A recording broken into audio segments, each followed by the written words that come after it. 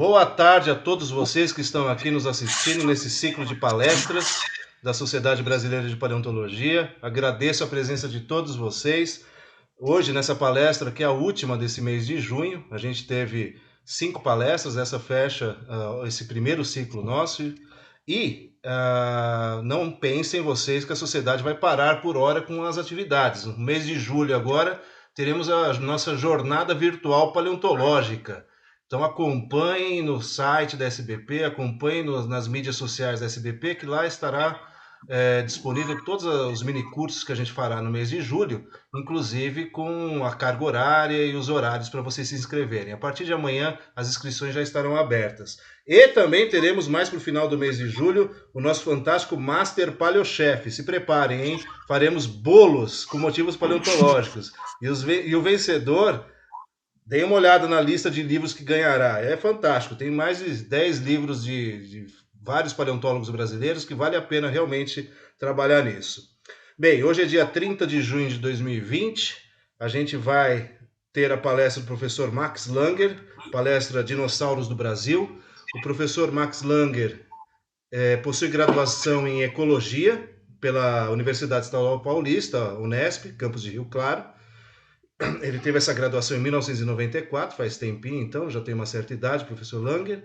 O seu mestrado é em Geociências pela Universidade Federal do Rio Grande do Sul, em 96, e o seu doutorado pela University of Bristol, em 2001. O professor Langer atualmente é livre docente pela Universidade de São Paulo, a USP, campus de Ribeirão Preto. Tá? Ele foi já presidente da Sociedade Brasileira de Paleontologia entre 2013 e 2017, e vou passar a palavra agora ao professor, que fica à vontade para dar a sua palestra. Muito bem-vindo, professor Max Langer, e muito obrigado pela presença aqui. Obrigado, Renato. Obrigado à Sociedade Brasileira de Paleontologia por organizar esse evento, né, que está sendo bem interessante. Eu consegui ver algumas das palestras, não ao vivo, eu consegui ver no YouTube depois, gostei bastante. E agradecer a todos os participantes aí que estão aí prestigiando essa palestra final, né? Então, como o Renato já falou, eu vou falar sobre dinossauros brasileiros, né? Eu vou apresentar um panorama inicialmente histórico, né? Depois eu vou falar, se eu não esqueci de nenhum dos muitos dinossauros brasileiros, eu tentei fazer uma lista completa, mas é sempre possível que alguma coisa tenha escapado, né? Mas então, passar para vocês toda essa diversidade, né, da fauna de dinossauros no Brasil durante o Mesozoico. Então eu vou compartilhar a minha tela agora.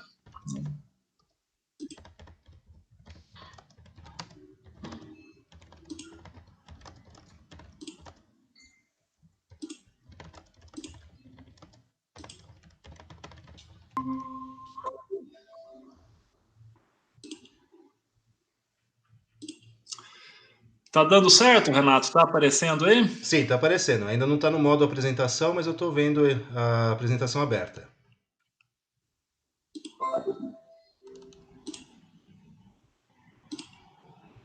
Agora sim. Ok.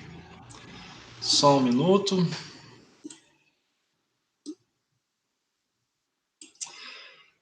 Perfeito.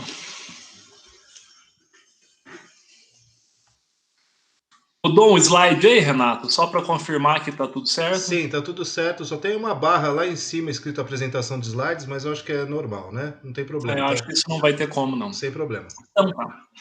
Ok, pessoal. Então hoje, como eu falei, a temática sobre os dinossauros do Brasil, do ciclo de palestras Paleontologia em Casa.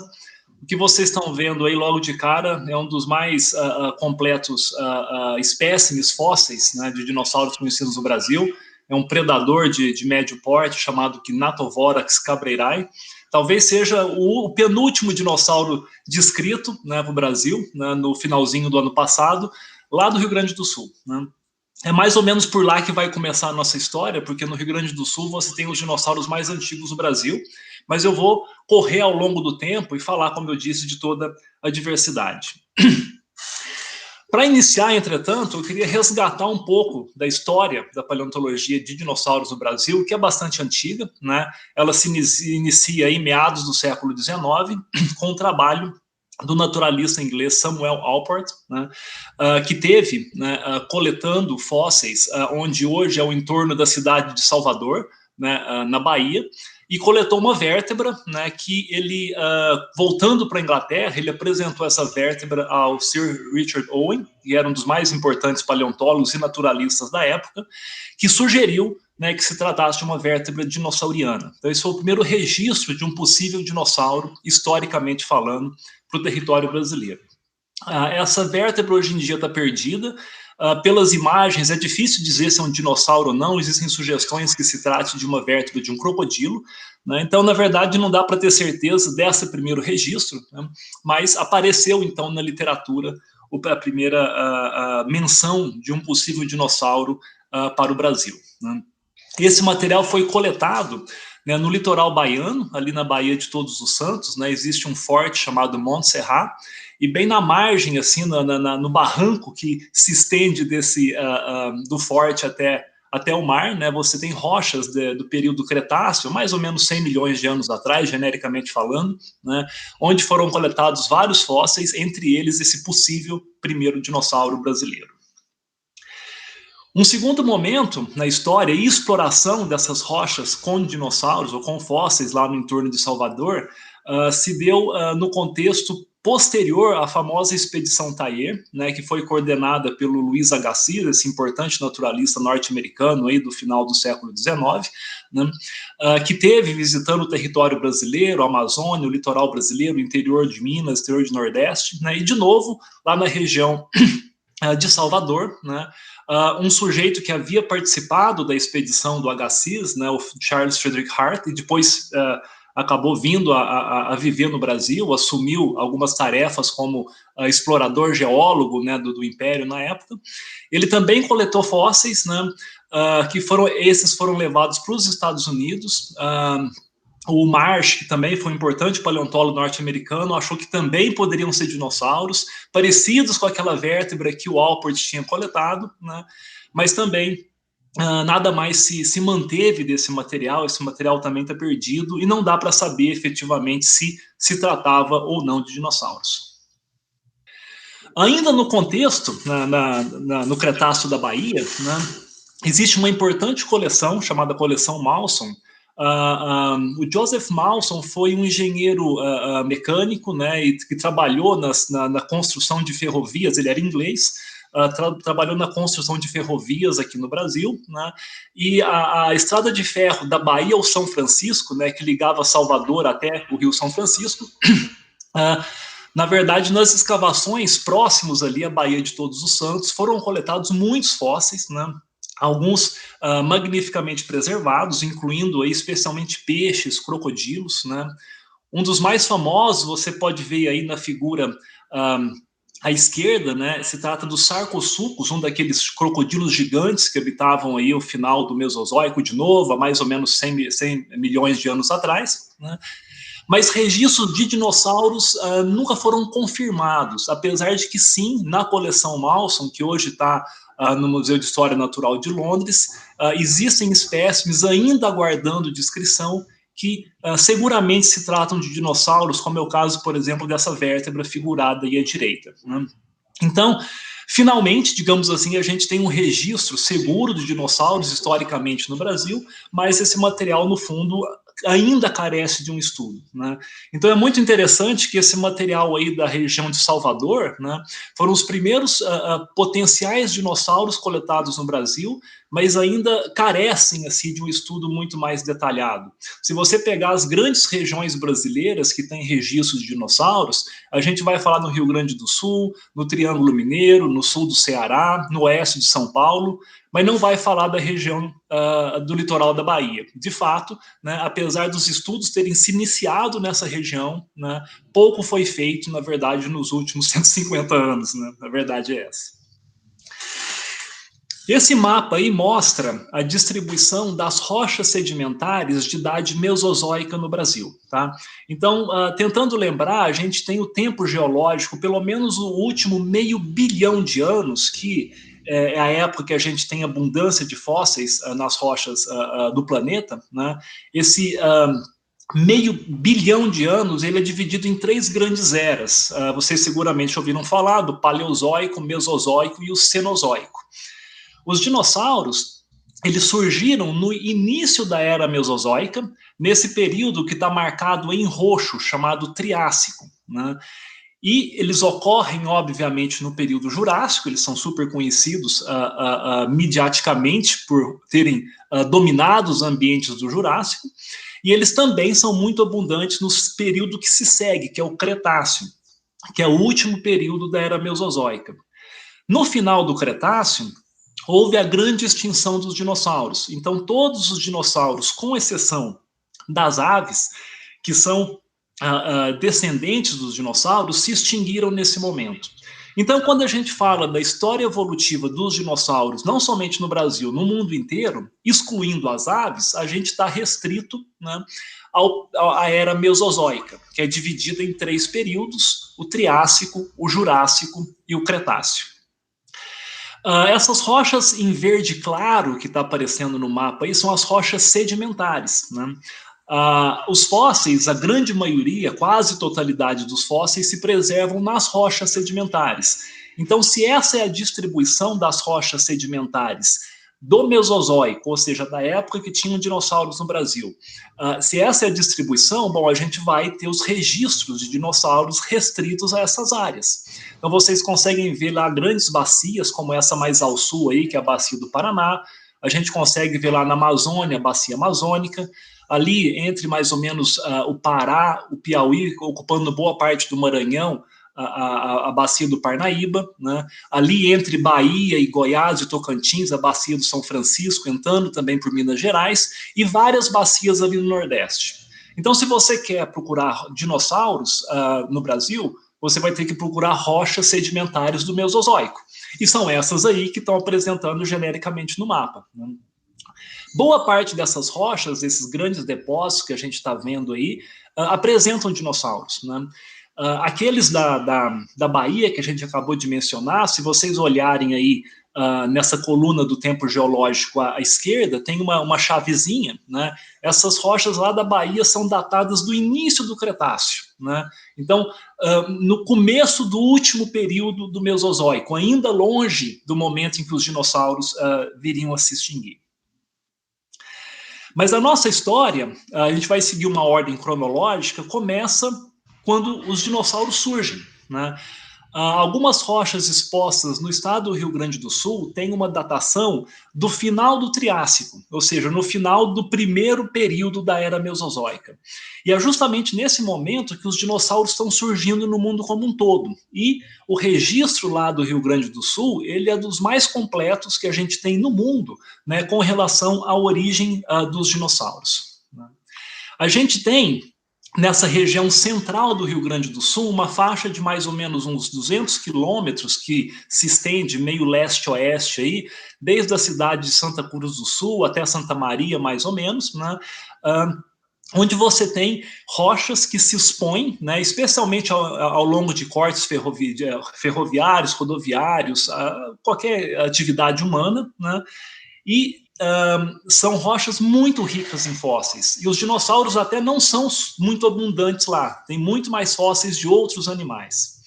Tanto, né, que existe lá no Rio Grande do Sul a chamada Rota Paleontológica, que é justamente essa estrada, né, onde você tem alguns museus, tem coleções, né, e tem localidades onde foram coletados alguns dos mais antigos dinossauros e mamíferos da história geológica, né. Muito mais recentemente, né, eu vou pontuar também locais onde as pessoas podem visitar quando acabar a quarentena, que tem coleções e exibições de dinossauros no Brasil. Um deles é uma instalação bem recente, muito legal, que foi construída lá na cidade, uma pequena cidadezinha chamada São João do Polesine, né, que é o Centro de Apoio à Pesquisa Paleontológica da Quarta Colônia. A Quarta Colônia é uma região de colonização italiana que engloba aí uns 10 municípios, mais ou menos, bem no meio desses locais onde tem fósseis. Então, você tem milhares de fósseis, basicamente, que foram coletados, estão ali depositados, né? E tem também uma pequena exibição, Então, quem tiver a oportunidade de visitar o museu lá da Quarta Colônia, vale a pena. As rochas onde esses mais antigos dinossauros do Brasil aparecem são rochas também muito fotogênicas, né? São rochas de um vermelho muito brilhante, né? Todos os afloramentos, as exposições de rochas são mais ou menos desse jeito. Essa localidade é chamada Janer, lá perto da cidade de Agudo, lá na Quarta Colônia, né?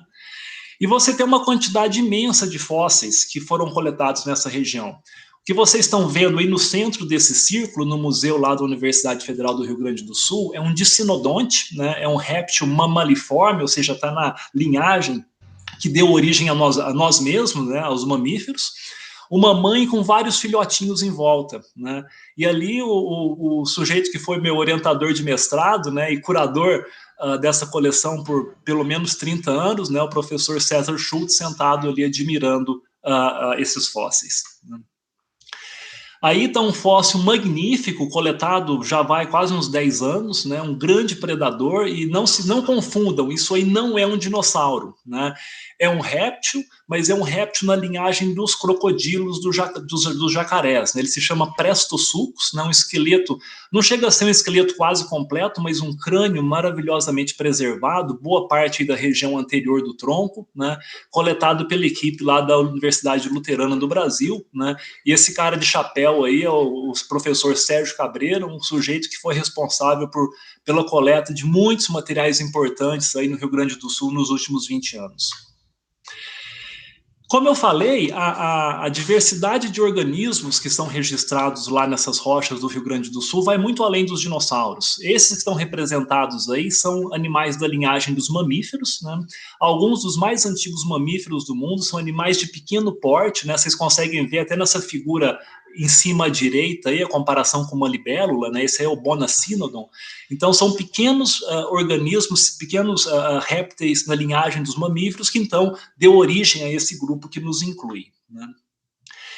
E o primeiro dos fósseis a serem descritos para essa região foi descrito ainda no início do século passado, né, pelo famoso paleontólogo inglês Alfred Smith Woodward, e se tratou de um rincossauro. O rincossauro, apesar do nome, também não é um dinossauro, né? É um outro réptil, né, na linhagem dos crocodilos e dos dinossauros, mas não diretamente relacionado a nenhum deles, né? E os fósseis que foram inicialmente coletados estão figurados aí no lado direito do slide, são algumas vértebras e algumas falanges, só isso, né? Hoje em dia você tem centenas de fósseis de rincossauro nessa região, né?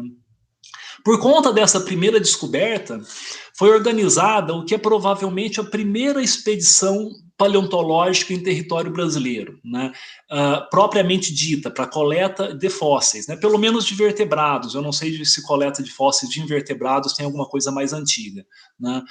Esses trabalhos foram organizados pelo paleontólogo alemão Friedrich von Hine, foi no ano de 1929, e por conta das descobertas que estavam ocorrendo lá no Rio Grande do Sul, ele fez essa expedição coletando basicamente em duas áreas, no entorno da cidade de Santa Maria e numa região mais a oeste, chamado Chiniquá. Então foram dois locais onde ele explorou intensamente. Essa é uma foto da época de escavações lá na região do Chiniquá, né? Além de Santa Maria, a outra região mais explorada pelo von Hine. De lá ele coletou toneladas de materiais que foram levados de navio para a Alemanha.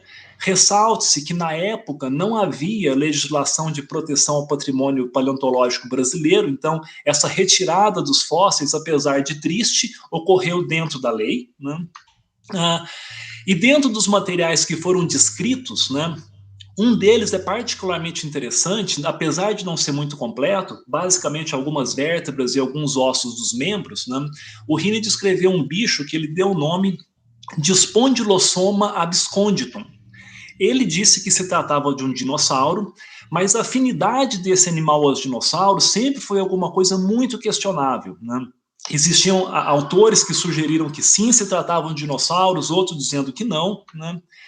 Hoje em dia, a gente tem uma certeza já um pouco maior por conta de descoberta de animais parecidos na África, né? Como esse animal que está representado aí, o Teleocrater radinus, né? Que o Spondylosoma, descrito pelo Hine como um dinossauro, na verdade não se trata de um dinossauro. se trata de um membro do grupo dos Afanosauria, estão marcados aí nessa figura em amarelo. Vocês conseguem ver, né? Isso é uma árvore filogenética, mostra as relações entre os grandes grupos de organismos, né? Então a gente consegue ver essa seta azul são os dinossauros, né? Essa seta laranja, você tem aí, são aqueles répteis voadores da época dos dinossauros, os chamados pterossauros. A professora Thaisa falou para vocês numa das palestras desse ciclo, né? E o espondilossoma, juntamente com outros animais, pertencem então a um grupo próximo aos dinossauros, próximos aos pterossauros, os chamados afanossauros, mas que não são dinossauros em si. Então, esse primeiro possível dinossauro brasileiro também não foi confirmado, né? Mas que diabo? O que vem a ser dinossauro, né? Então, se a gente fica falando tal bicho é dinossauro, tal bicho não é dinossauro, como é que a gente define que um animal é um dinossauro ou não é um dinossauro? O nome dinossauro foi cunhado em meados do século XIX pelo Richard Owen, né, com base em 3 animais que eram conhecidos na época do Jurássico e Cretáceo da Inglaterra, né. Ali da esquerda para a direita você tem os dentes do Iguanodon, né, um esqueleto parcial do Ileosaurus e a mandíbula do Megalosaurus, os primeiros 3 dinossauros conhecidos que o Owen usou, né, para definir o nome. Hoje em dia, entretanto, a gente reconhece 3 principais grupos de dinossauros, né, que são os chamados ornitísquios, os terópodos e os sauropodomorfos. Tá? Os sauropodomorfos são aqueles gigantescos quadrúpedes pescoçudos, né, como brontossauros, braquiossauros, por aí vai, né, representado nessa figura que eu estou colocando aí por essa vértebra de um animal chamado Cetiosaurus, que também é um sauropodomorfo. Os terópodos são aqueles bípedes carnívoros, né, super bem conhecidos, tiranossauro, velociraptor, carnotaurus, por aí vai, né. Nessa figura ele está representado pelo megalosaurus, que é uma mandíbula de um animal carnívoro, dá para você ver pelo formato dos dentes, né. E os ornitísquios estão representados nessa figura aí pelo Iguanodon, né, que era também um animal, é um grupo eminentemente de herbívoros, né, mas que são diferentes daqueles pescoçudos quadrúpedes. Né. Aí você vai incluir, por exemplo, os dinossauros bico de pato, aqueles dinossauros com cornos, tipo o Triceratops, por aí vai.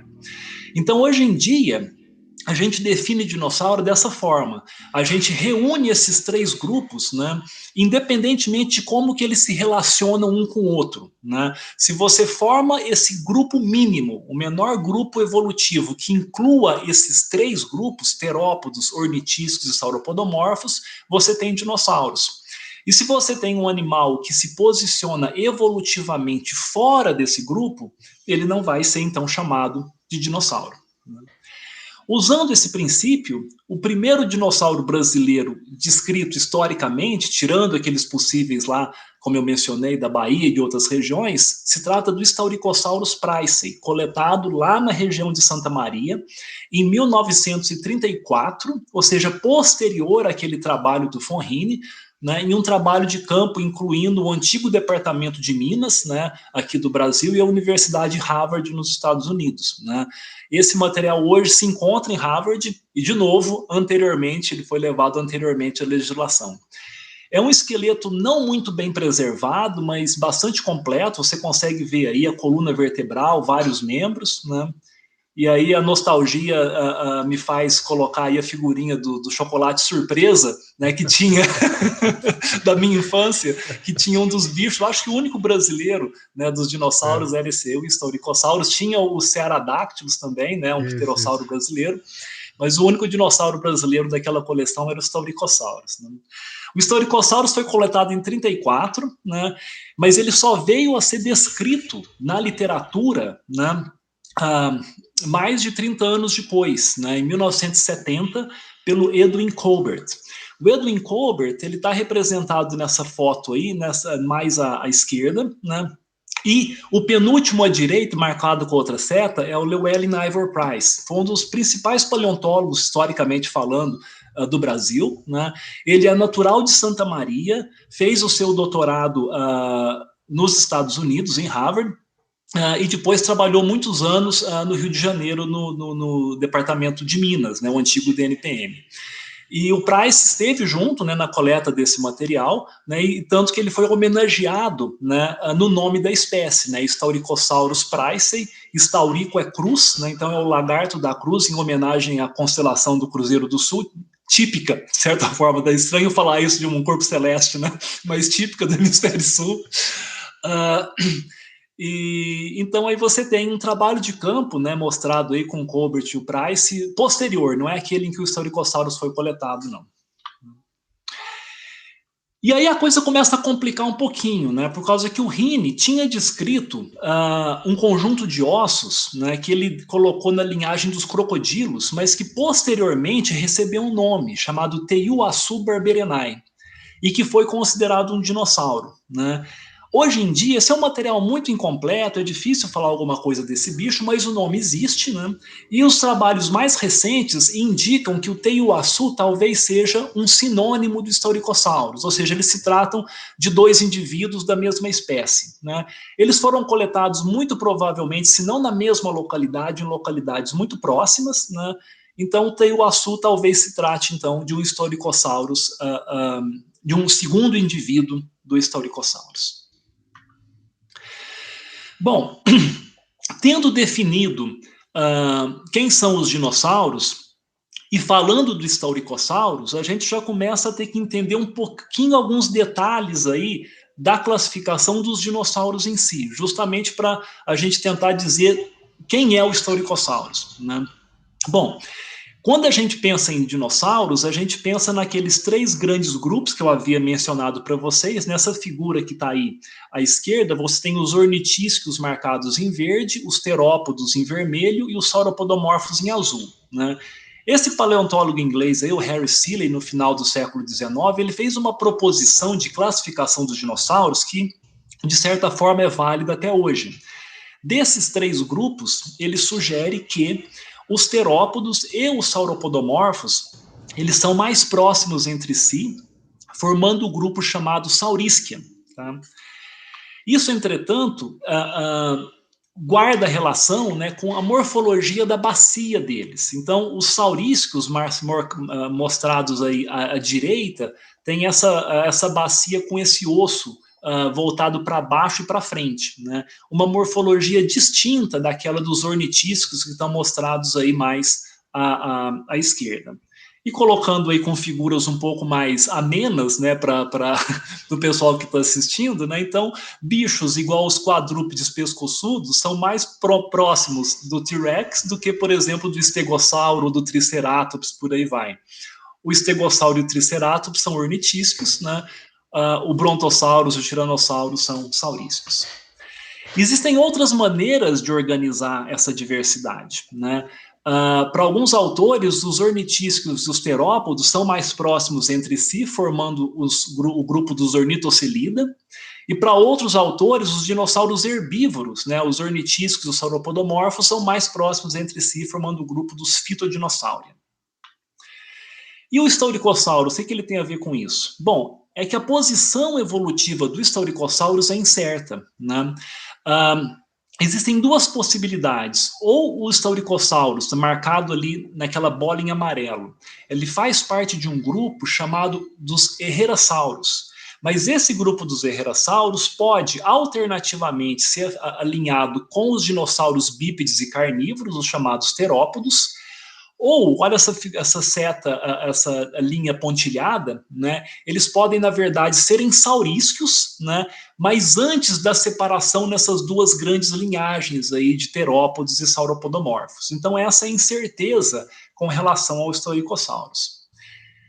Mais recentemente, né, um novo Herrerasauro, né, desse grande grupo que inclui Staurikosaurus, foi descoberto no Triássico do Rio Grande do Sul. É aquele bicho que eu mostrei no slide de abertura, o Gnatovorax cabreirae. É talvez, se não o mais completo e bem preservado esqueleto de dinossauro do Brasil, seguramente a top 3. Ele tem pouco que está faltando, são só algumas vértebras da cauda, e no slide anterior, né, vocês conseguem ver ainda quando ele estava sendo preparado, né, nesse bloco aí de gesso, né? O crânio dele está voltado aí para a esquerda e a coluna alongada horizontalmente e a perna descendo aí mais à direita do bloco, né? Então esse aí é o Gnathovorax cabreirae, descrito ano passado pelo pessoal lá do CAPA, do Centro de Apoio à Paleontologia da Quarta Colônia. Bom, e o que vocês estão vendo aí é o tanto de dinossauro que tem no Rio Grande do Sul, né? Aí não tem só dinossauros, também tem grupos próximos aos dinossauros, né? Mas a diversidade é muito grande, sempre ocorrendo, como eu falei, naquela faixa lá de 200 quilômetros entre Santa Maria e Santa Cruz do Sul, né? Um dos animais afins aos dinossauros, né, que provavelmente não se trata de um dinossauro, é o Sacissaurus agudoensis, né? Um material bastante interessante, ele foi identificado com base em vários espécimes isolados, incluindo aí uma quantidade absurda de fêmures, que isso aqui é o osso da coxa. E o mais esquisito é que você tinha quase uns 30 fêmures direitos e nenhum esquerdo. Uma situação muito esquisita, difícil de explicar, né? Obviamente a gente não está sugerindo que esse bicho andava num pé só, mas por conta dessa situação inusitada, né, ele foi batizado de Sacissaurus, mas obviamente se trata de um animal quadrúpede com 4 patas. O Sacissaurus, né, ele faz parte de um grupo chamado Silesaurídeos, tá? E também tem uma posição filogenética incerta. Dá uma olhada aí também nessas linhas pontilhadas, né? Eles podem pertencer a essa linhagem que vai na direção dos dinossauros, mas está externa, ou alternativamente pode ser um representante da linhagem dos ornitísquios, né? Então essa é uma possibilidade. Ali a gente tem a mandíbula dos Sacissaurus e ele tem aquela ponta, né, sem dentes, que provavelmente era coberta por uma cobertura córnea, igual uma ranfoteca das aves, que é o que você tem nos ornitísquios também. Então essa seria uma evidência que os silesaurídeos seriam dinossauros e, por consequência, os sacisauros também, né?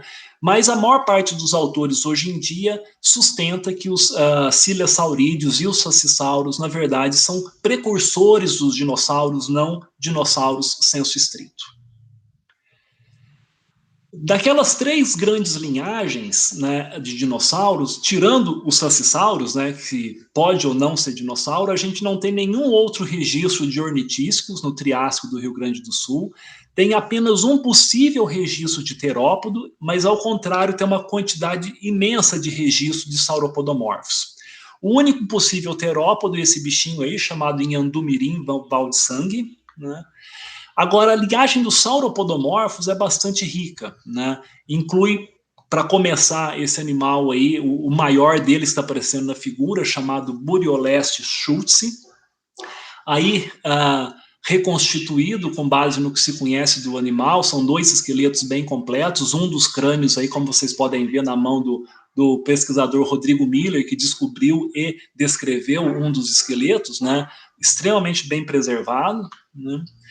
E é bem parecido com outros 2 dinossauros que já se conhecia para a região, né? Um deles chamado Pampadromeus barberenae e o outro chamado Saturnalia tupiniquim. Todos eles são representantes bem do início da evolução dos sauropodomorfos. Então, se você pensar naqueles dinossauros gigantescos, quadrúpedes, pescoçudos, né, não tem nada a ver. Esses bichos provavelmente eram bípedes, eram pequenos, né? Mas a história evolutiva dos sauropodomorfos começou desse jeito, né? E ao longo do Mesozoico, eles foram se modificando sob a ação da evolução, né? E você tem aí o surgimento do brontossauros, do brachiossauros e por aí vai.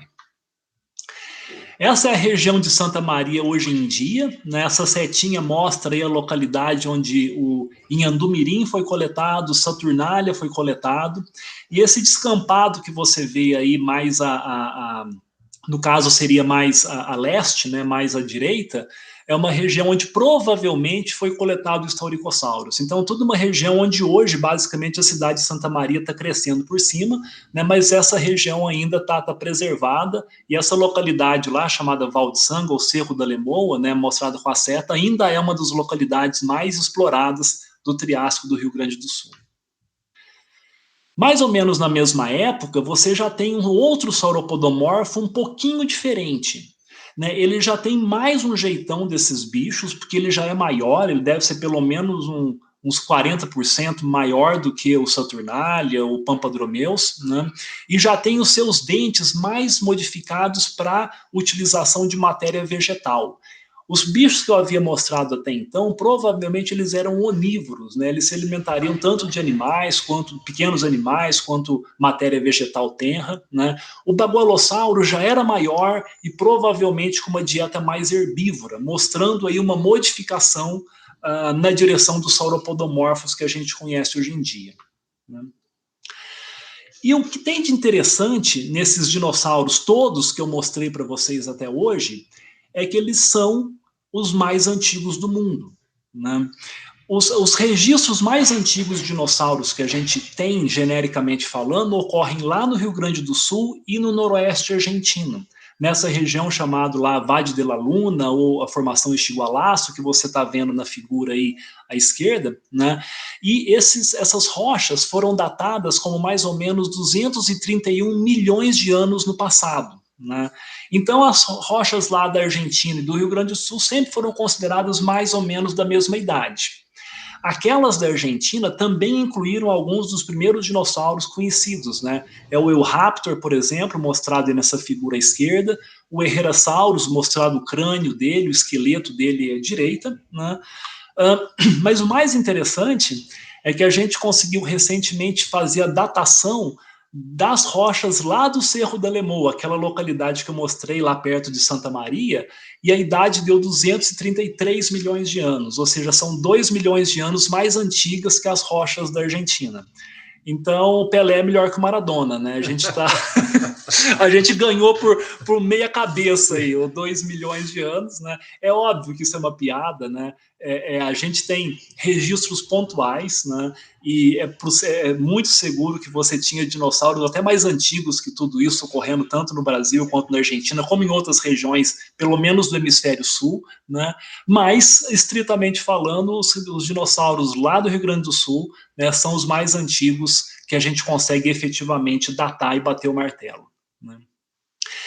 E é interessante porque quando a gente analisa a distribuição geográfica desses bichos, né, esse mapinha que está mais para baixo, mais à esquerda, aí, essas bolinhas em amarelo, mostram precursores de dinossauros do Triássico Médio. Tá? Você vê que eles estão todos restritos ao que hoje seria a América do Sul, a África, por aí vai. Nesse mapinha do meio, você tem ainda em amarelo os precursores de dinossauros. Repare que você já tem registro deles no hemisfério norte e registros de dinossauros, tanto ornitísticos quanto saurísticos, em verde e vermelho, eles estão restritos ao hemisfério sul. E quando você vai ainda mais para o final do Triássico, aí você começa a ver que os dinossauros também aparecem no hemisfério norte. Então, hoje em dia, é ponto pacífico que a origem dos dinossauros teria se dado no sul do Pangeia, né? O Pangeia seria esse supercontinente que na época do Triássico incluía quase todos os continentes atuais em um único supercontinente, né? Tinha a sua metade de cima, a sua metade de baixo. A metade de baixo a gente costuma chamar de Gondwana, né? E todos os estudos, né, biogeográficos, a gente tem esse gráfico à esquerda super complicado, mas você consegue ver na parte de baixo dele, essas bolinhas azuis aí, representam que todos esses bichos eram sul-americanos, né? Ou seja, a origem dos dinossauros seguramente se deu no hemisfério sul e muito provavelmente onde hoje é a América do Sul. Essas 4 estrelinhas que eu estou mostrando aí são justamente os registros da direita para a esquerda, da Argentina no Brasil, e outros 2 registros da mesma idade, que é no Zimbábue e na Índia. Só que nessas regiões, ao contrário da América do Sul, que é cheia de dinossauros, você tem 1 ou 2 fósseis fragmentários. Ou seja, todo indício, de novo, é que a origem dos dinossauros teria se dado no nosso continente. Bom, mas o registro de dinossauros do Rio Grande do Sul não para por aí. Você tem sobreposto essas rochas mais antigas, algumas rochas mais novas, né? Os geólogos usam nomes para os pacotes rochosos, né? Então, enquanto os dinossauros que eu falei até agora vinham da chamada Formação Santa Maria, agora o que eu vou falar a partir de agora são da Formação Caturrita, né? Eles são um pouco mais recentes. também foram datados aí de mais ou menos 225, 226 milhões de anos atrás, ou seja, são um pouco mais novos. Um deles é esse esqueleto aí relativamente completo, mas sem o pescoço e a cabeça, do Guaibasaurus, né?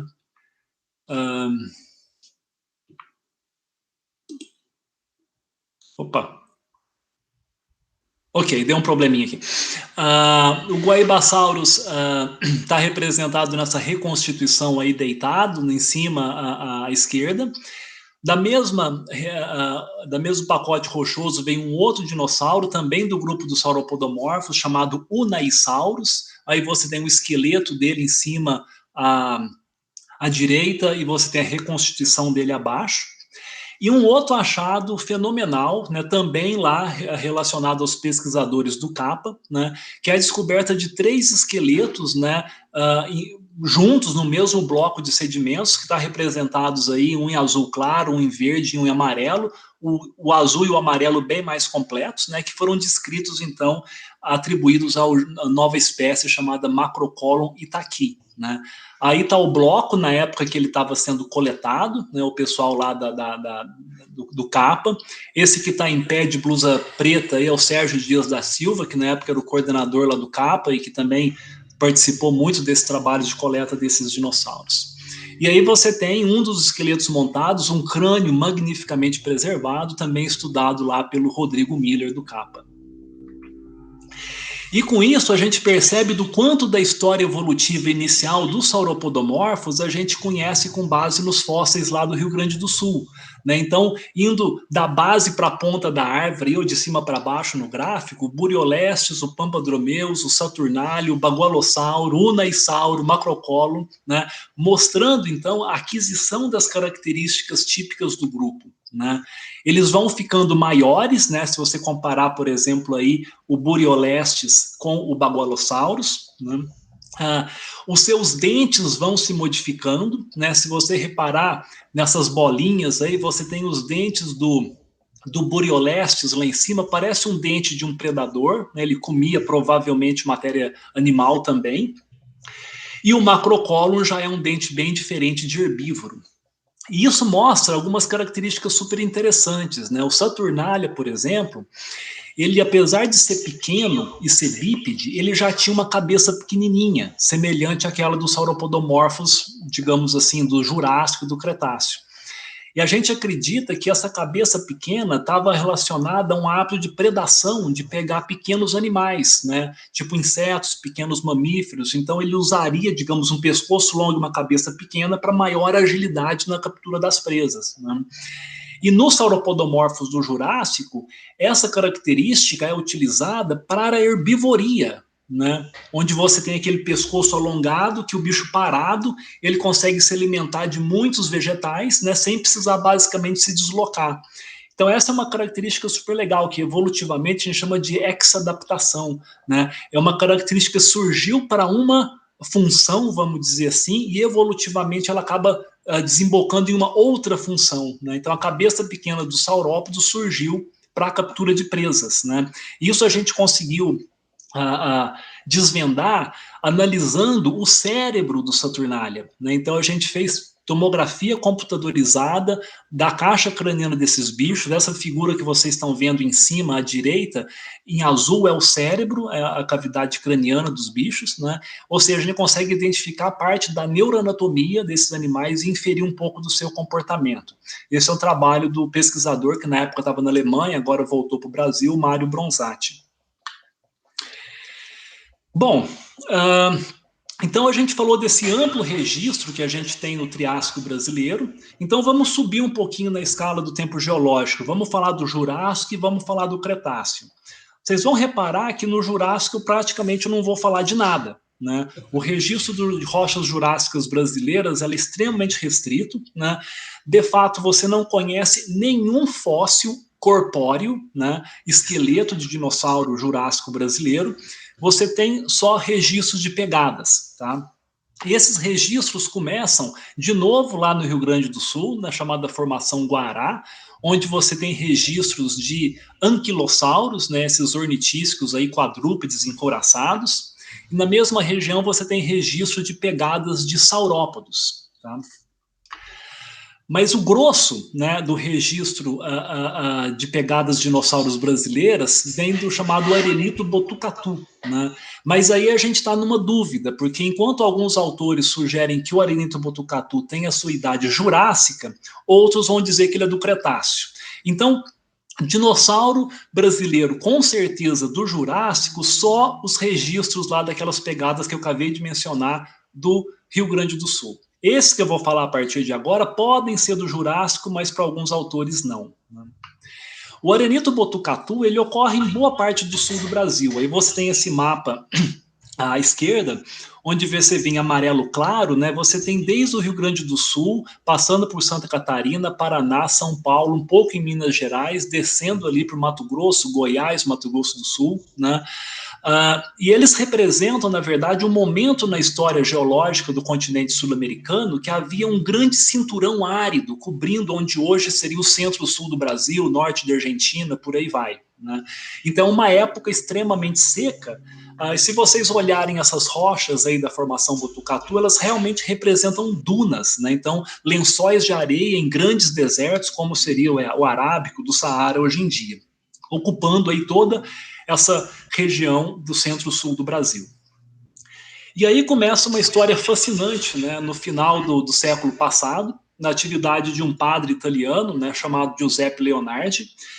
O Leonardi ele foi designado, vindo da Itália, né, nos anos 70, foi designado uma paróquia no interior de São Paulo, na gloriosa Araraquara, né, e a história é que o Leonardi ele era filho de um naturalista, né, que trabalhava com pegadas, e ele começou a identificar nas calçadas de Araraquara, né, pegadas de animais, né, de dinossauros, de mamíferos, né. Aí a primeira reação dele foi conversar com as autoridades locais, né, para ver se eles permitiam que ele tirasse os blocos de calçada de Araraquara para fazer um museu. Obviamente, as autoridades da época mandaram ele pastar, né, esse padre é doido, né, e aí, ato contínuo, né, ele angariou um grupo de interessados e começaram a vandalizar à noite, né, as calçadas de Araraquara.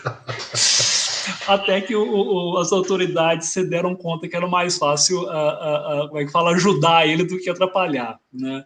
E o Leonardo deu início aí a essa incrível coleção de pegadas fósseis da formação Botucatu, que hoje você tem várias universidades aí no interior de São Paulo, do Rio de Janeiro, por aí vai, né? Aí você tem algumas dessas pegadas, né, representadas aí da formação Botucatu. Esse cara que está aí na foto à direita é o Marcelo Fernandes, da UFSCar, né, um pesquisador de pegadas da formação Botucatu, e aqui à esquerda você tem um urólito, né, que teria sido o xixi de um dinossauro, né, preservado aí no Arenito Botucatu. Bom, mas o Leonardo não se deu por satisfeito, né, e ele começou a investigar outros registros de pegadas no Brasil. E o mais completo registro de pegadas de dinossauros no Brasil não vem nem do Rio Grande do Sul, nem de Araraquara, vem da Paraíba, né, numa região chamada Bacia do Rio do Peixe, no oeste do estado. Né, se você reparar nesse mapinha aí, está pequeno, mas está marcado ali o número 38, ali é a Bacia do Rio do Peixe, né, e lá o Leonardo começou a descrever pegadas incríveis, né? Essas têm idade cretácica mesmo, não tem dúvida, né? Pegadas de terópodos, como vocês estão vendo aí, esses animais aí com 3 dedos, né? E uma diversidade muito grande, né? É interessante que quando você fala de registros de pegadas no Brasil, de dinossauros, você fala de ornitísticos com uma tranquilidade muito grande, né? Você tem muitas pegadas de ornitísticos, muitas pegadas de terópodes, sauropodomorfos. Quando você fala em registro de fósseis corpóreos, de esqueletos, você não tem nenhum ornitísquico. O único possível é o Sacissaurus, que talvez não seja, né? Então é muito interessante assim como que você carece de ornitísticos no Brasil, mas tem um registro icnológico até bastante rico desses animais, né? Isso mostra que a informação que a gente extrai das pegadas fósseis é muito importante para complementar o nosso conhecimento da diversidade no passado, né? Porque se não fossem as pegadas, a gente diria, não, nunca houve ornitísticos no Brasil. Né? Mas ao contrário, a gente vê claramente que eles eram abundantes, só está faltando os esqueletos, né? Que a gente tem que escavar. aí algumas pegadas, inclusive de um ornitópodo, de um ornitísquio lá na bacia do Rio do Peixe, na Paraíba. E você, inclusive, tem um complexo lá, eu nunca tive a felicidade de visitar, mas onde você tem réplicas e preservadas as pegadas lá para visitação. A bacia do Rio do Peixe sempre foi muito rica em pegadas, mas pobre em restos esqueletais. Até recentemente, quando 2 fósseis fragmentários foram descritos, né? Um deles foi nomeado o Triumphosaurus leonardi, que homenageia justamente Giuseppe Leonardi, e outro foi descrito pela Aline Gillard, mas sem ser dado o nome dele, né? Ambos se tratam de saurópodos do grupo dos titanossauros. Aí veja bem, a gente estava falando ali dos primeiros sauropodomorfos do Rio Grande do Sul, o Bagualosaurus, o Macrocolum, né? Ainda bichos pequenos, ainda bichos bípedes. Agora a gente já está nesses grandes quadrúpedes, pulamos o Jurássico e você tem os saurópodos, né? Extremamente abundantes, eram os principais herbívoros, né? Dinossauros herbívoros aqui do Brasil, né? E dentro do grupo dos saurópodos, a gente tem 2 linhagens principais, né? Uma delas, que está mostrada mais para baixo à esquerda, é o dos diplodocoides, que vai incluir bichos como apatossauros, diplodocos, o brontossauros, por aí vai. E esse que está mais para cima à direita é o grupo dos macronários, que vai incluir animais como o camarasaurus, o brachiosaurus, e o grupo mais abundante de saurópodos, que é o grupo dos titanossauros. E praticamente todos os saurópodos brasileiros, né, vão acabar caindo no grupo dos titanossauros. Tem algumas exceções que eu vou falar logo, né? Então esse grupo aí super diverso de saurópodos cretácicos, os titanossauros, incluem aí quase todos os saurópodos que a gente conhece no nosso país, né? Se vocês repararem nesse gráfico, né, você tem as faixas em cinza aí, essa faixa mais escura embaixo é a do Jurássico, né? E entrando pelo Cretáceo, você tem 2 linhagens principais. Uma a dos titanossauros, que está mostrado aí do lado direito, e uma um pouco menos diversa, de diplodocoides, né, que está mostrado aí à esquerda, que inclui ali o Rebaquisaurus. Tá? Esse é o grupo chamado Rebaquisauridae, né, uma família Rebaquisauridae, que é uma das poucas famílias de diplodocoides com registro no Cretáceo. E tendo registro no Cretáceo, o Brasil tem um monte de rocha do Cretáceo, né, eles acabam sendo registrados aqui também. O primeiro registro desse grupo, né, se deu numa outra bacia sedimentar, né, na chamada Bacia de São Luís Grajaú, no norte do Maranhão, né, que é a parte dessa grande bacia chamada Bacia do Parnaíba, mas na sua porção mais ao norte, de idade que está ali mais ou menos no meio do Cretáceo. Tá? E na bacia de São Luís Grajaú, a gente teve o registro, né, do Amazonsaurus maranhensis, né, que se trata de um diplodocoide. E mais recentemente, eu acho que esse é o dinossauro mais recente descrito para o Brasil, o Itapeuasaurus cajapioense. É tão novo que eu não sei falar o nome direito ainda. E ele foi coletado bem no norte do Maranhão, é uma vértebra só, tipicamente associada ao grupo dos rebaquisauros, né? Aí nesse mapinha vocês conseguem ver ali a Baía de São Marcos, onde fica a ilha de São Luís, né? Ali você tem Cajapió, né, onde esse material foi coletado, e um pouco mais para o norte você vai ver ali a Ilha do Cajual. A Ilha do Cajual é o registro, é a localidade mais importante, digamos assim, apesar desses 2 bichos que eu falei até agora não terem sido coletados na Ilha do Cajual, a Ilha do Cajual é a localidade mais diversa em termos desses dinossauros aí do norte no Maranhão, né? Rapidamente, os rebaquisaurídeos se parecem com esse bicho aí. Esse é o Nigersaurus do Cretáceo da África. Olha que cara estranha que esse bicho tem. Ele tem os dentes como se estivesse formando uma linha, né, reta na parte anterior do focinho. Né? Então, provavelmente era um animal tipo pastador, né? Usava essa bateria de dentes para, digamos, pegar folhas rentes ao chão, alguma coisa assim. Mas a gente falava então da Ilha do Cajual, né, na chamada Laje do Coringa, um dos locais mais incríveis para coletas de fósseis no Brasil, né, porque você tem essa maré, essas amplas marés ali do litoral do Maranhão, né, invadindo essa área, então o pessoal tem que correr quando a maré baixa para tentar encontrar os fósseis.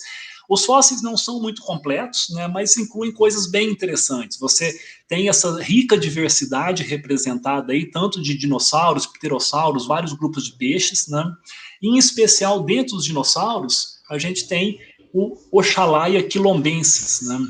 O Oxalaia quilombensis é um dinossauro predador terópodo do grupo dos espinosaurídeos, né? E teria sido o maior dinossauro predador conhecido no Brasil. Algumas estimativas colocam aí um tamanho que chegaria quase aos 15 metros de comprimento, né? Se conhece pouco do Oxalaia, como vocês podem ver, essa figura aí é só a ponta do focinho e um outro pedaço ali do maxilar, mas já dá para saber que se trata de um, um espinossauro. Você tem registro de outros dinossauros também, muitas vezes com base em dentes, é o caso, por exemplo, aí dos grupos dos noassaurídeos, dos carcharodontosaurídeos, né? A gente sabe que o grupo está presente lá, mas não tem material suficiente para se definir uma espécie nova, nem nada disso. O, digamos assim, mais completo que se conhece realmente é o Oxalaia, né? E aí a gente tem uma reconstituição de como seria, grosso modo, esse animal, né? Aí vocês perguntam, nossa, você acha o ponta do focinho e coloca uma vela no bicho, né? Como é que vocês sabem disso? A gente sabe porque o focinho dele é típico de animais como espinossauros, né? E o espinossauros é desse jeito. Ele poderia não ser assim? Poderia, né? Mas é uma, digamos assim, é uma inferência com base em informações evolutivas, né? A gente reconstitui esses bichos com base nos seus parentes mais completos, né? E os espinossauros, na verdade, eles têm um lugar muito especial na paleontologia de vertebrados no Brasil, porque você tem uma diversidade relativamente grande, né? Então, além do Oxalaia, marcado ali mais ao norte, você tem duas outras espécies que vêm de uma outra região super especial quando se fala de paleontologia, chamada Chapada do Araripe, né? Os dois espinosaurídeos que vêm de lá são o chamado Irritator, marcado ali em cima, e o Angaturama. Eu já falo deles depois, mas vamos falar um pouquinho da Chapada do Araripe, né? Essa região super rica em fósseis que fica ali entre os estados do Piauí, Ceará e Pernambuco, né? A Chapada do Araripe é uma região topograficamente elevada, né? Onde você tem nas margens desse platô a exposição de rochas, né, que tem essa abundância de fósseis, né, tão rico que foi considerado, foi definido como um geoparque pela Unesco, né. E os fósseis que estão lá vêm de dois tipos de rocha principal, né. Uns deles vêm desses calcários, né, são placas amareladas que são usadas aí em piso, né, são calcários laminados, e os outros você encontra como se fossem esses nódulos que esse cara está segurando na mão aí, são os chamados ictiólitos, né? Então você tem esse nódulo que envolve o fóssil e se preserva, né? A preservação é excelente, você tem, por exemplo, tecido muscular indicado aí acima à direita, né? Então é um dos locais mais ricos de fósseis, não no Brasil, no mundo mesmo, né? A quantidade de peixes conhecidos da Chapada do Araripe é astronômica, né? E como a professora Thaisa comentou com vocês na palestra dela, né, muitos dos pterossauros do Brasil, a maior parte vem dessa região. Os registros de dinossauros não são tantos assim, mas são importantes. Então, dois deles são os espinossaurídeos, né, o Irritator e o Angaturama, né? O Irritator é um material bem mais completo, ele é composto aí de um crânio sem o focinho, né? O Angaturama é composto justamente do focinho. Existem pessoas que acham que eles podem inclusive ser o mesmo espécime, né? Dois pedaços do mesmo crânio, mas isso na verdade nunca foi confirmado. Mas o que é bastante interessante é uma anedota, mas aparentemente verdadeira, né? Quando o Irritator, esse crânio mais completo, saiu do Brasil, e agora sim, isso foi década de 80, né, saiu ilegalmente do Brasil, foi vendido para uma coleção na Alemanha, o focinho dele foi reconstituído, fizeram um focinho fake, né? Vocês conseguem reparar ali, você tem nessa figura de baixo aí, como se fosse a narina, mais ou menos embaixo de onde está a escala da figura de cima. Se você olhar no outro bicho, mais acima, mais à esquerda, você vai ver aquela abertura também. E aí você consegue ver uma fratura no de baixo, ou seja, mostrando aquela fratura para nossa direita é o crânio de verdade, o resto aí foi falsificado, né? Aí os pesquisadores lá da Alemanha compraram o bicho, né? A hora que foram preparar o bicho, viram que ele era falsificado. Aí eles ficaram irritados, os coitadinhos, né? E por isso deram esse nome, irritato. Irritado fico eu, né? Dos caras seria a petulância de arranjar o fóssil, tirar ilegalmente do Brasil e ainda dar esse nome. Eu não vou falar o que eu gostaria de falar, né? Porque eles ficaram irritados, né? Faça-me o favor. Mas de qualquer maneira, tá aí o Irritator. Um trabalho recente do Tito Orellano, né, bastante interessante, porque ele mostra, com base em fósseis de espinossauros lá da Chapada do Araripe, que os ossos dos espinossauros eram mais densos do que de outros terópodos, o que é uma evidência daquela ideia mais recente de que os espinossauros fossem os únicos dinossauros aquáticos, né?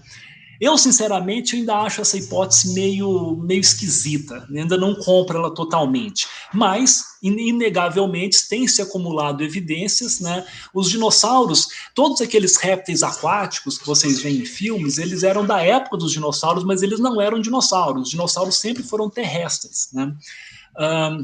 Uma exceção, então, agora, aparentemente, se trata do grupo dos espinossaurídeos, talvez incluindo os espinossaurídeos conhecidos aqui no Brasil, o Oxalaia, o Irritator e o Angaturama. Só para fechar, né, dessa fauna do Nordeste, é interessante a proximidade que naquela época, no início do Cretáceo, existia entre o Nordeste brasileiro e a África. Os mesmos animais, os sarcossucos, aquele crocodilo gigante da Bahia, ocorre no Níger, na África. Os espinossaurídeos ocorrem no Marrocos, no Níger, ocorrem lá no Maranhão, no Ceará. Então, essa fauna aí do início do Cretáceo era compartilhada entre a América do Sul e a África, até porque essas regiões ainda estavam conectadas, né? Você ainda não tinha abertura total do Oceano Atlântico e você tinha passagem livre, né, de dinossauros de um lado para o outro. Só para complementar a diversidade de dinossauros da Chapada do Araripe, a gente tem alguns pequenos terópodos, né, como é o caso aí da mirísquia, e aí começa a ficar interessante porque a preservação excelente lá da Chapada do Araripe permitiu, por exemplo, a preservação de tecidos moles, né, como no caso o intestino aí da mirísquia, e no caso do Santana raptor, vasos sanguíneos e tecido muscular. O Santana raptor, na verdade, em estudos mais recentes, aparentemente se trata de um precursor dos tiranossauros, né? Então seria um primo distante dos tiranossauros ocorrendo aqui no Cretáceo do Nordeste brasileiro. E uma ave, né? Afinal, as aves são dinossauros, né? A cratoave cearensis foi descoberta aí há uns 5 anos atrás, descrita lá, um material belíssimo, né? Lá do sul do Ceará, da Chapada do Araripe. Um pouquinho para o sul, né? Vamos colocar assim, a bacia São Franciscana, né, ocorre aí se estendendo desde o sul do Maranhão até atravessando a Bahia, chegando no norte de Minas, e especialmente no norte de Minas você tem alguns registros muito importantes também do Cretáceo inferior, muitos dentes isolados de vários grupos, mas essa coisa maravilhosa aí que é o crânio do Tapuiasaurus macedói, descritos pelo grupo do professor Russan Zaher, lá do Museu de Zoologia da Universidade de São Paulo, né? O Tapuiasaurus é um saurópodo no grupo dos titanossauros, né? Representado aí as partes preservadas desse bicho. Junto com o Tapuiasaurus foram encontrados outros dinossauros, mas que ainda não foram descritos, possivelmente afins aos terópodos.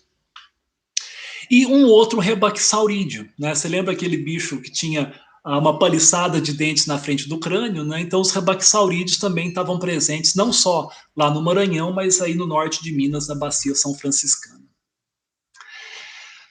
Vindo então finalmente para a bacia do Paraná, né, a gente tem inicialmente a divisão, digamos assim, em duas grandes áreas, né? A gente tem o que a gente chama de bacia Bauru, né, que são rochas que ocorrem aí no Triângulo Mineiro, oeste de São Paulo, norte do Paraná, sul de Goiás e Mato Grosso do Sul, mas a gente também tem um importante registro marcado aí nessa estrelinha preta, né, que são rochas cretácicas que estão preservadas na região lá da Chapada dos Guimarães, né, no sudoeste do Mato Grosso, né.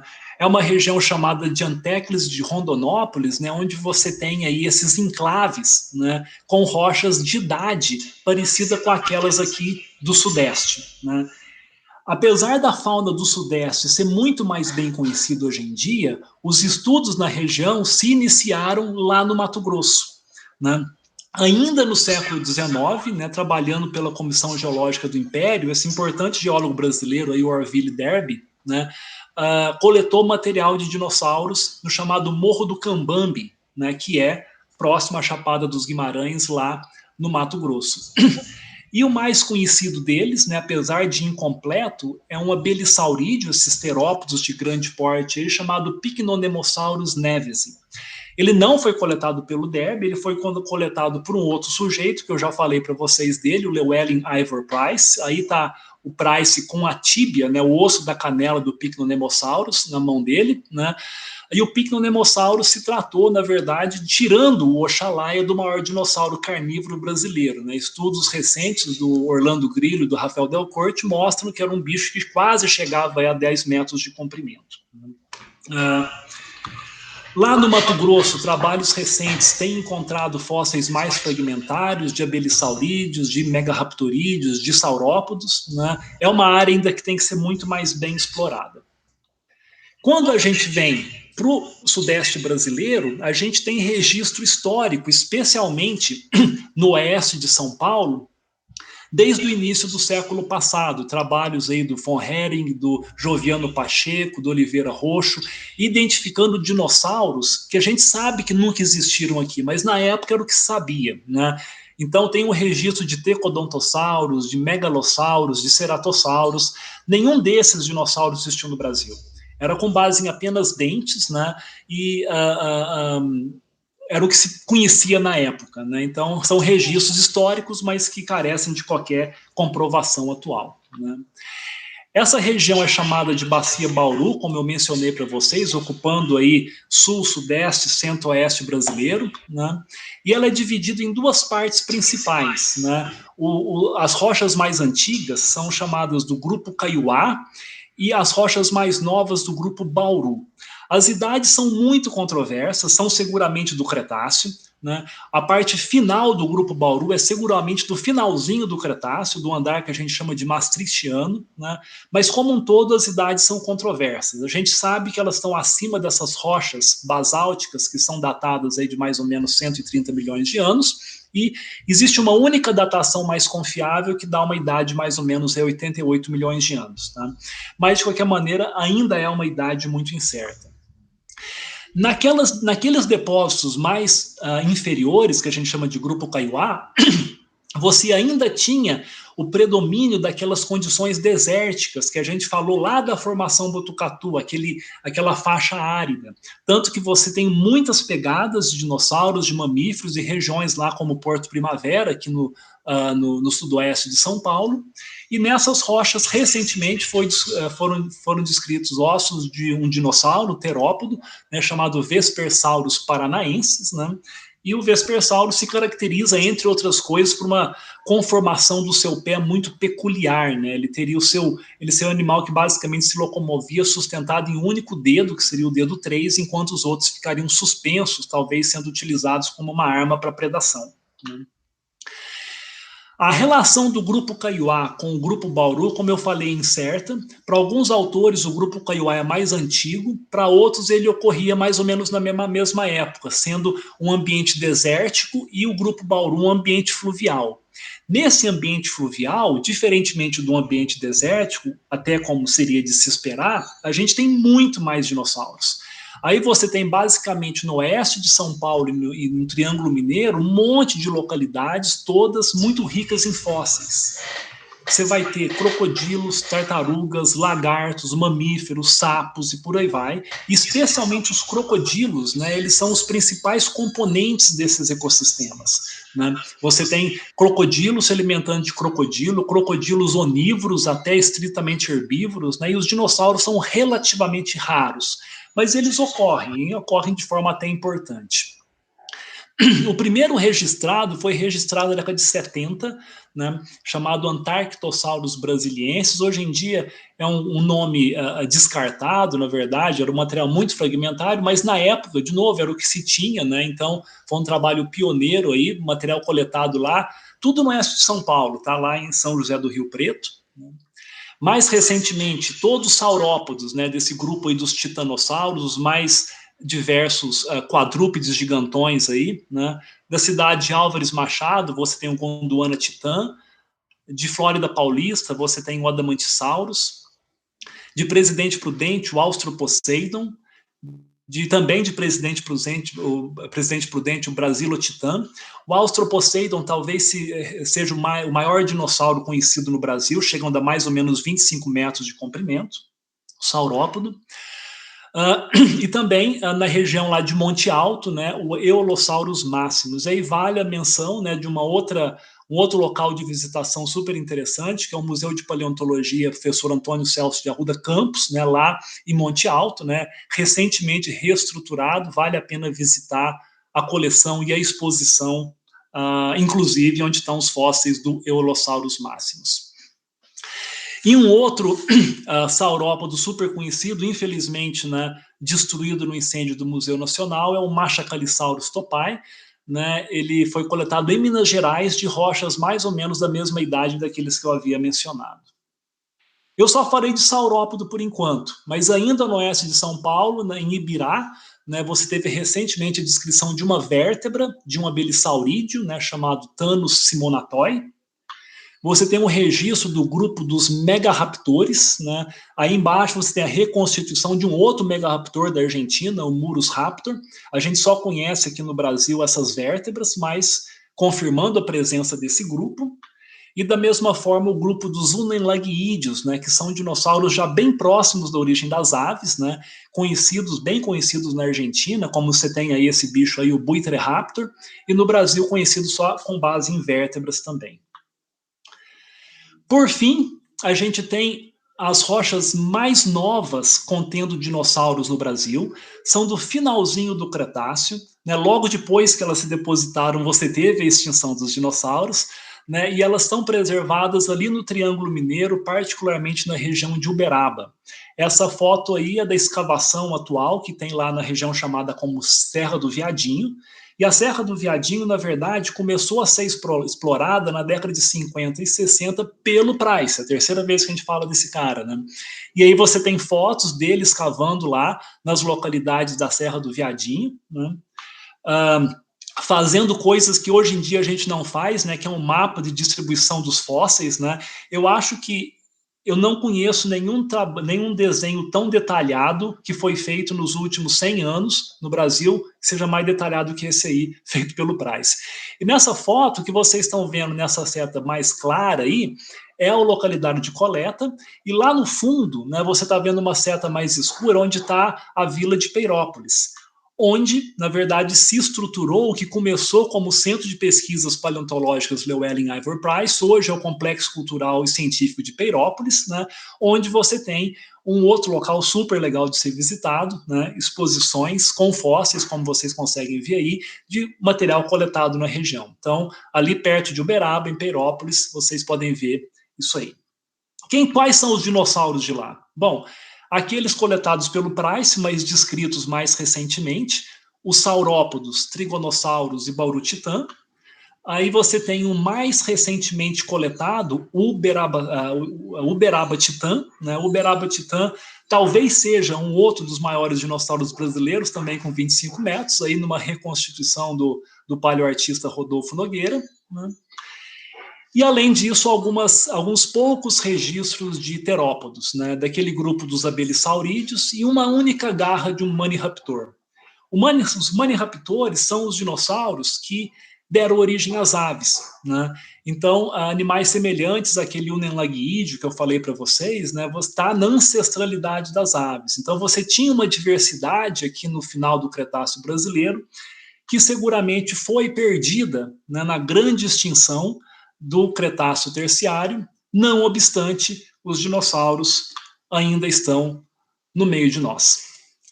Renato, tá contigo, meu irmão. Muito obrigado por assistirem.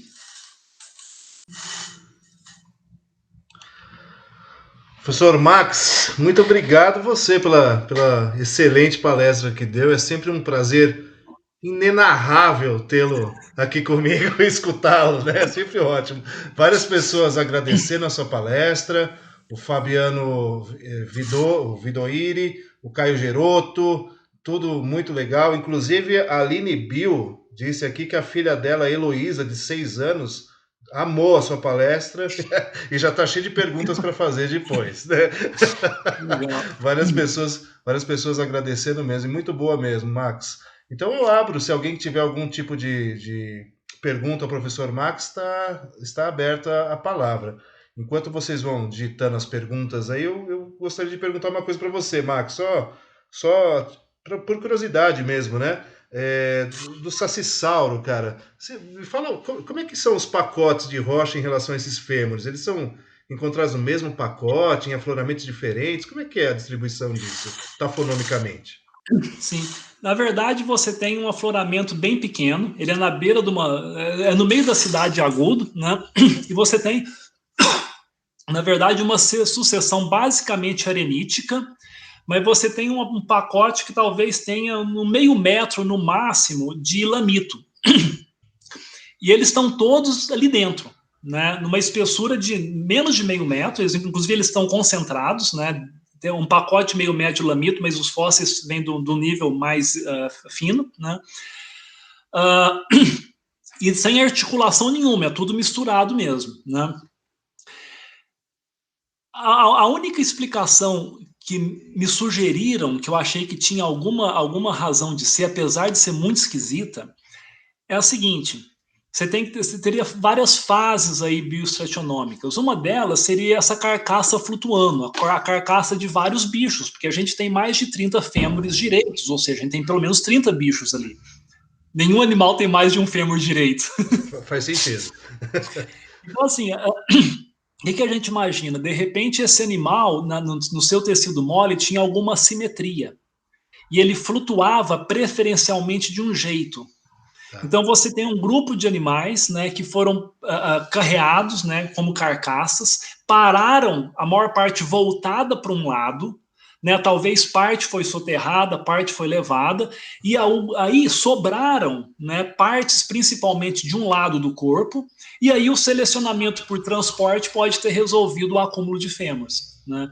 Mas é uma história muito convoluta, Sim, sim, né? é muito complexa, aparentemente bem complexa mesmo. Dá até um mestrado, hein? Precisa colocar gente para trabalhar nisso aí, Max. O afloramento não existe mais. Pô, sério mesmo? Mas Putz. pedaços dele foram coletados pelo pessoal da Fundação Zoobotânica. Então, não Uhum. só os fósseis, lajes mesmo. Então, acho que dá para fazer alguma coisa Que assim. legal, interessante. Max, algumas perguntas apareceram aqui. Posso passar para vocês? Com certeza. Então tá bom. Bem, tem uma pessoa que não tem o nickname, só tem o número de celular, mas ele pergunta para você se são encontrados no Brasil dinos com penas preservadas.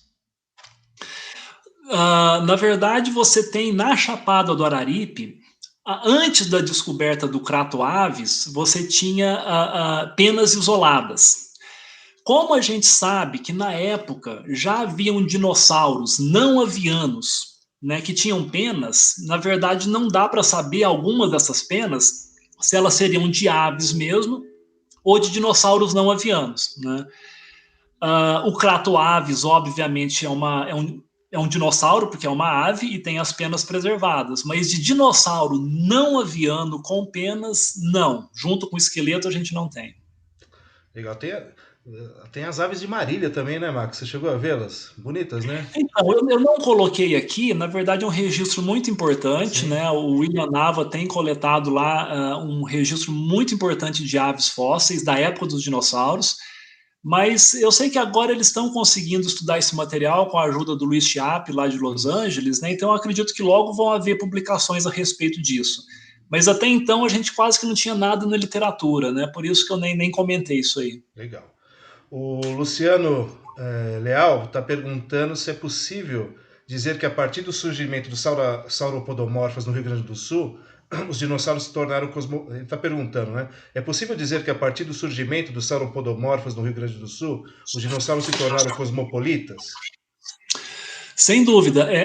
Se você pegar o Triássico, que é aquele período, o primeiro período mesozoico, você tem vários grupos de dinossauros, mas o único grupo realmente abundante no Triássico são o que a gente costumava chamar dos prosaurópodos, né, que são os sauropodomorfos que não são saurópodos, né? Então, assim, os prosaurópodos, né, eles foram os primeiros dinossauros realmente a ter dominância nos ecossistemas, né? E no Triássico, surgindo, né, no sul na América do Sul, você tem registro espalhado pelo mundo inteiro, chegando até o Sudeste Asiático, que na configuração geográfica que a gente tinha na época é do outro lado do mundo, né? Tem um registro na Tailândia, né? Sim. Então, sim, o primeiro pulso de dominância e cosmopolitanismo dos dinossauros foram os prossaurópodos do Triássico. Legal, mas quem perguntou foi o Luciano Artemio Leal, desculpa. O Um Henrique abraço para ele. Zimmermann, dado 2 abraços então. O Henrique Zimmermann está perguntando uma coisa que também me deu a cabeça aqui, Max, sobre os ornitísquias, né? Ele está perguntando sobre basicamente a taxonomia, mas acho que a pergunta seria isso: por que há uma riqueza de pegadas e não a de esqueletos? Existe uma ideia ambiental, taxonômica sua? Não. É muito esquisito, porque como é que fala?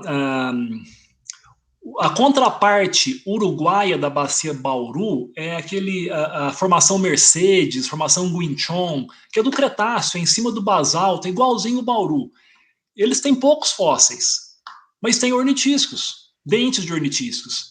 Então, assim, você está falando de uma época, na mesma época, geograficamente próxima, ambientes até também relativamente parecidos, e assim, enquanto no Uruguai que você tem 1/10 da diversidade de fósseis que tem no Brasil, você já tem ornitísco. No Brasil você tem 100 anos de coleta aí sem nenhum registro. Falando especificamente do Bauru, né? E de forma geral, assim, as outras localidades, os ornitísticos como um todo são menos abundantes na América do Sul no Cretáceo, né, do que saurópodos e terópodos. Então, você ter pouco ornitísquio é até esperado, né? Na Argentina, por exemplo, você tem um registro super amplo de dinossauros como um todo, você tem muito mais terópodo e sauropodomorfo do que ornitísquio, né? Então, localidades, por exemplo, você pegar lá, igual a Bacia de São Luís, ou aqui na Bacia São Franciscana, que ainda tem pouco registro relativamente, não ter ornitísquico é até mais ou menos esperado, eles são mais raros como um todo, né? Na Bacia Bauru, não, né? Que devia ter aparecido já, nem que fosse coisas fragmentárias, né? Então, provavelmente, algum condicionamento, talvez paleobiológico, né? E talvez fique naquele chavão, né? Você tinha aquela dominância de crocodilos, né? Inclusive alguns crocodilos de pequeno, médio porte que eram herbívoros, né? Então, talvez ocorria aí, na verdade, uma substituição ecológica, né? Mas e se você pegar o Triássico, agora mudando um pouquinho, ali é super normal também, porque os ornitísticos eram muito raros no Triássico. Então, não ter nenhum ornitísco no Triássico e Rio Grande do Sul também é normal. Você tem que analisar caso a caso, né? Mas o mais estranho realmente é não ter ornitíscos no grupo Bauru. Legal. Aquela pergunta que eu fiz sobre dinossauros com penas é do Alisson, lá de Nova Olinda, do Ceará. Obrigado, viu, Alisson? Do ensino do fundamental, ele. Muito legal. Legal. Um abraço. Gente, acho que a gente vai fechar as perguntas, senão a gente vai ficar a tarde toda aqui. O professor Max nem está tomando água direito, coitado. Eu tenho Não, pena tô tomando café, pode mandar. Então tá bom, vou mandando. O Yuri Nobre fala o seguinte, ó, professor, com os dinossauros tomando os holofotes da paleontologia brasileira, né, isso é uma afirmação. Qual que é a importância dessas descobertas no contexto do Brasil para o cenário mundial? E há uma importância econômica cultural para o Brasil em relação a isso? Olha, até uns 20 anos atrás, os dinossauros brasileiros eram muito mal conhecidos e o Brasil praticamente não tinha nenhuma relevância no cenário paleontológico de dinossauros, né, no mundo. nos últimos 20 anos as descobertas se multiplicaram, né? Então, hoje em dia, especialmente se você fala da origem dos dinossauros lá no Rio Grande do Sul, e também nos fósseis lá da Chapada do Araripe, né, a gente tem o Brasil descrevendo materiais, né, estudando materiais que estão entre os mais importantes do mundo. Né? Então, o Brasil está, hoje, firmemente estabelecido no cenário do estudo dos dinossauros. Né? Digamos assim, o valor financeiro e depois o valor cultural dos dinossauros é algo assim, o valor financeiro ele está ligado ao valor cultural, porque você não pode vender fósseis, muito menos dinossauros. Então, se você, vamos dizer assim, quer ganhar dinheiro com dinossauros, você tem que ganhar dinheiro com o fenômeno cultural dinossauros, né? E aí é uma avenida, né? Então, só falar dessas...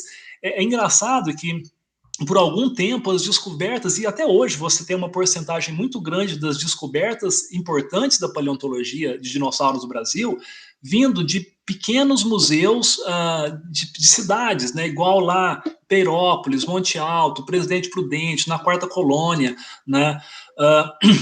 Então, assim, essa iniciativa, né, você tem os dinossauros e a paleontologia inserido no patrimônio cultural de uma região, aquilo tem um potencial turístico, né, e educacional gigantesco. Né? Então, é um pouco injusto, né, porque enquanto a gente tem colegas, seja da paleontologia, seja de outras áreas, fazendo pesquisas incríveis, às vezes você acha um dente de nada e tem aquela baita divulgação. Né? Uhum. Mas esse é o lado talvez assim meio injusto, mas por outro lado a paleontologia de dinossauros é um ingresso muito importante na questão de se entender a importância da ciência, da pesquisa, né? Então é uma via importante para a educação. Né? Então acho que tem muito potencial turístico, educacional a paleontologia brasileira. Legal, o Yuri Nobre que fez essa pergunta é lá da UFSCar. Olha, tenho mais 3 perguntas aqui, Max. Uma é da Ana Nogueira, lá da Federal do Pará, de Belém. Ela pergunta o seguinte: dentre os registros brasileiros, qual região tem maior registro de dinossauros e por que isso acontece? Eu teria que fazer as contas, mas se você pegar só em números, eu acho que lá no Rio Grande do Sul é onde você tem o maior número de espécies descritas, né? O que faz um local ser rico em fósseis é uma coisa que depende de muitas variáveis. Né? Então, se você pegar assim, vamos pegar a época lá do mais ou menos 100 milhões de anos atrás, onde você tem os registros de dinossauros aqui no oeste de São Paulo. Seguramente esses dinossauros que estavam aqui estavam andando para Mato Grosso, para o Goiás, para o Paraná, né, para o Rio de Janeiro. Né? Então, assim, esses animais, eles provavelmente tinham uma distribuição ampla. Né? Então, não é que eles não existiam em outros locais, foram as condições de fossilização que fizeram com que eles acabassem preservados no oeste de São Paulo. Né? Então, assim, essa ideia, tal estado é rico, não é que ele era rico na época, tinha mais animais na época, é que condições geológicas permitiram a sua fossilização nesse local. Né? Então, assim, os locais realmente mais abundantes são o Rio Grande do Sul, sul do Ceará e aqui o oeste de São Paulo e o Triângulo Mineiro. Legal. Próxima pergunta é do Rodrigo Santucci. Não sei se você conhece esse menino, tem futuro, viu? Tem. Tá começando os estudos de saurópodes. Parece né? Que é novo. Rodrigo fala assim para você, Max, que os registros do Rio Grande do Sul, com grupos como Silessauride, Dinossauro, etc., são todos muito parecidos. Você acha que essa semelhança indicaria que estamos perto da origem dos dinossauros ou ainda há espaço para recuar alguns milhões de anos nessa origem?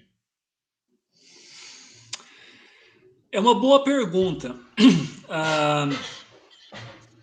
Depende do que você considera dinossauro, obviamente, né?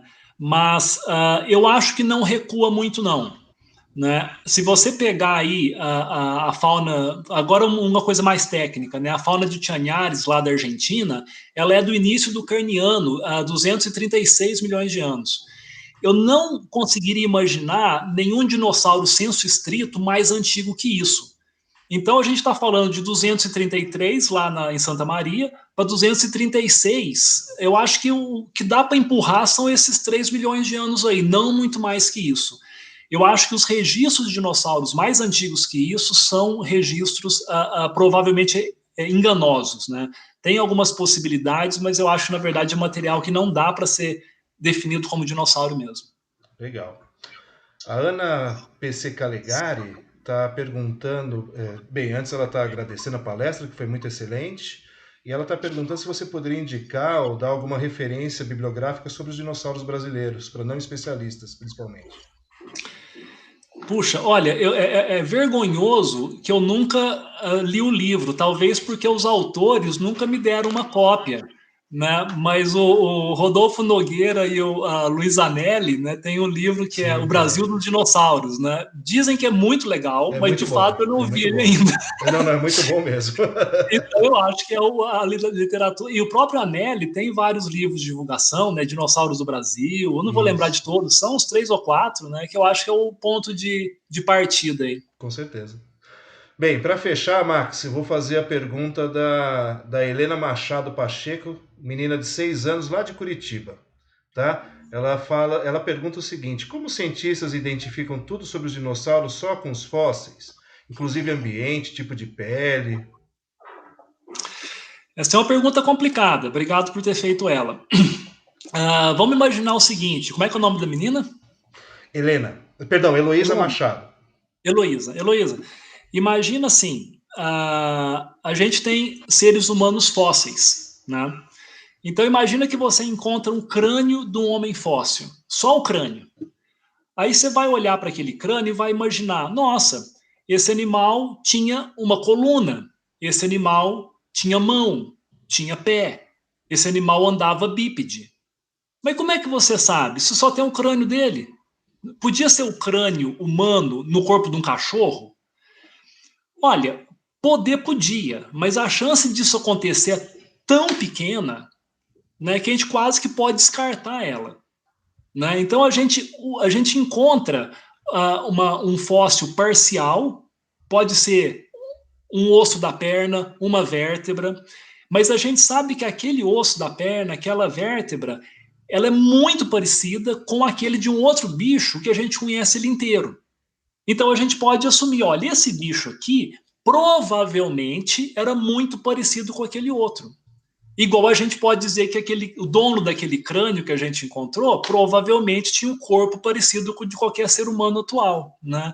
Então, com isso, a gente consegue reconstituir o esqueleto, né? As outras coisas que não se preservam, como a pele, penas e a cor, né, isso aí é muito mais difícil. Em alguns casos, você tem a pele preservada, em alguns casos, até alguns aspectos da cor você preserva nos fósseis das penas, por exemplo, né? Mas é muito mais raro. Né? Então, muitas vezes, esses desenhos que você vê dos dinossauros, a cor deles é uma cor que o artista escolheu. Né? A gente não sabe que ele era daquela cor.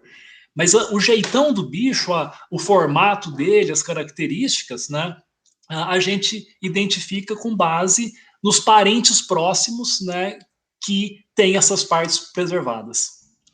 Legal. Max, só para fechar, a Ana Catarina, uma menina da quarta série, está perguntando qual que é a maior terópode do Brasil. É o Oxalaia. É um espinossauro, né? As estimativas dão 14, 15 metros de comprimento. Bicho Eu tive grande. que decorar isso para a palestra de hoje, porque eu nunca lembro do tamanho dos dinossauros, é um negócio absurdo. Como eu sabia que iam perguntar alguma coisa, eu decorei. Né? O Oxalaia 14, o Picnonemosaurus 9 e por aí vai. Coloca um homenzinho do lado dos dinossauros só para você lembrar, né, cara? Daí dá certo a escala. Mas beleza, professor Max, mais uma vez, muito obrigado pela presença. Eu acho que a sua palestra fechou com chave de ouro o nosso ciclo aqui. Você sabe que a sua ajuda à sociedade é sempre muito bem-vinda. Agradeço mesmo do fundo do coração. E agradeço também a todos os que assistiram a palestra, que participaram desse ciclo de palestras. Lembrando que aqueles que tiveram mais de 80% de visualização das palestras, ou seja, assistiram 4 palestras, têm direito a um certificado que a sociedade vai mandar para vocês assim que estiver pronto, tá bom? Para vocês imprimirem. Então eu me despeço de todos vocês e agradeço novamente a presença de todos. Um grande abraço, viu? Eu que agradeço, Renato. Abraço a todos aí, valeu. Vou parar a gravação.